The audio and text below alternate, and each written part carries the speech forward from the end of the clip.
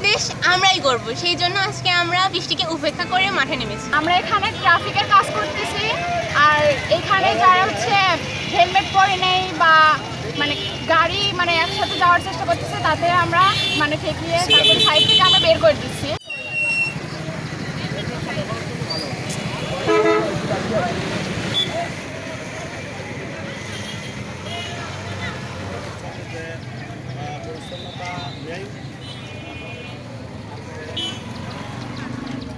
Traffic পুলিশদের কাছে বলবো যে আপনারা খুব ভালোভাবে এই কাজগুলো সম্পাদন করবেন, সেই জন্য যথাযথ সময়ে কাজকে অবহেলা না করে আমরা সব সময় উঠে দাঁড়াবো। উঠে দাঁড়িয়ে সময় আমরা সব সময় চেষ্টা করব নিজের কাজকে সম্মান দেওয়ার। আমরা আজ কাল পরশু প্রয়োজন বোধে আমরা আরও বাড়াই দেবো আমাদের কার্যক্রম। আমরা কক্স উপজেলার আমরা চাচ্ছি যে উপজেলাতে কোনো নোংরা আবর্জনা, কোনো পরিষ্কার পরিচ্ছন্ন ছাড়া কোনো জায়গা থাকবে না।